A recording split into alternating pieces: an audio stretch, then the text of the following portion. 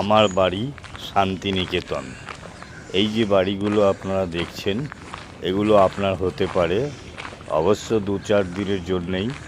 যদি আপনি শান্তিনিকেতনে বেড়াতে যান, তাহলে এই আমার বাড়ি 2-4 রাতের জন্যে ভাড়া নিতে পারেন। এটা একটা রেসিডেন্সিয়াল কলোনি, অনেক বাড়ি আছে, প্রায় 150টার কাছাকাছি। আর খুব সুন্দর জায়গা, ভেতরটা খুব সুন্দর সাজানো, বাড়িগুলো খুব সুন্দর, সব দোতলা বাড়ি।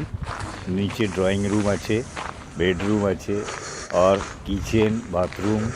পিছন দিকে একটু বাগানও আছে, সামনে তো দেখতেই পাচ্ছেন রাস্তা, আর লাল সরকি বেছানো রাস্তা। ওপরেও একটা ড্রয়িং রুম আছে, একটা বেডরুম আছে, পিছন দিকে একটা সুন্দর ব্যালকনি আছে, সামনে একটা ব্যালকনি আছে, এছাড়া ছাদে যাওয়ার সিঁড়িও আছে। বেশ সুন্দর ডেকোরেট করা এই বাড়িগুলো, রাত্রিবেলা তো দারুণ লাগে। আপনি দিনভর শান্তিনিকেতন ঘুরে বেড়ান, আর সন্ধে নাগাদ বাড়ি ফিরে আসুন, আর জমিয়ে আড্ডা মারুন সন্ধে থেকে অনেক রাত অবধি। এছাড়া এই কলোনিতে আপনি ঘুরে বেড়াতে পারেন, বেশ বড় কলোনি, লোকজন প্রায় নেই, খুব ভালো লাগবে, খুব সুন্দর লাগবে। বোলপুর শান্তিনিকেতন রেল স্টেশন থেকে 9 কিলোমিটার দূরে এই প্রপার্টিটা। এখানে আপনি ডাইরেক্ট গিয়ে বুকিং পাবেন না, এটা হোটেল নয়, রেসিডেন্সিয়াল কলোনি। যারা বাড়ি কিনে রেখেছে তাদের মধ্যে কেউ কেউ এটা এয়ারবিএনবি ইয়া মেক মাই ট্রিপের মাধ্যমে আপনি এটা বুক করতে পারেন। মোটামুটি 6,000 টাকা থেকে এই বুকিং শুরু হয়। এই ভিডিও শেষ দিকে যে বাড়িটা আমরা ভেতর থেকে দেখাচ্ছি, এই বাড়িটা আমরা 26 আর 27 জানুয়ারি দুদিনের জন্য ভাড়া নিয়েছিলাম। ভাড়া পড়েছিল 6,500 টাকা প্রতি রাত। আমরা ছিলাম 4 জন। ওপরে আর নিচে 2টো বেডরুম আছে, 4 জনের জন্য সাফিসিয়েন্ট। এখানে আরও 2 জন আপনি এক্সট্রাও নিয়ে যেতে পারেন, সেক্ষেত্রে আলাদা চার্জ লাগবে। খাওয়া দাওয়ার ব্যবস্থা বলতে এখানে রান্নার লোক ওরা প্রোভাইড করে, অথবা আপনারা খাবার বাইরে থেকে আনিয়েও খেতে পারেন।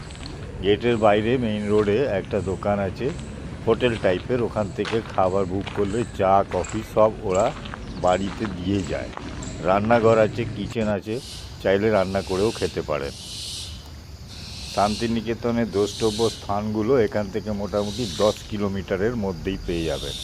কঙ্কালীতলা কালী মন্দিরটা একটু বেশি, সম্ভবত 16 কিলোমিটার। এই প্রপার্টি যখন বুক করবেন তখন ওদের বললে ওরা টোটো ইয়া কারের ব্যবস্থা করে দেবে।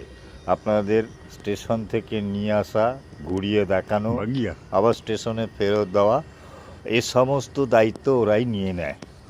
আমরা 26 তারিখ সকালবেলা বন্দে ভারতে পৌঁছেছিলাম সকাল 9:30টায়। ওখানে এদের এখান থেকে পাঠানো হয়েছিল একটা টোটো, সেটাতে করে আমাদের নিয়ে গেল। ঘন্টাখানেক পরে আমরা আবার খানিকটা ঘুরতে বেরোলাম। 3 ঘন্টা মতন ঘুরে বিকেল হতে হতে আমরা ফেরত চলে গেলাম বাড়ি। পরের দিনও 4 ঘন্টা মতন ঘুরেছি। তারপরের দিন একটা স্পট দেখিয়ে ওরা আমাদের রেল স্টেশনে পৌঁছে দিয়েছিল। এই 3 দিনের চার্জ পড়েছিল 2,500 টাকা।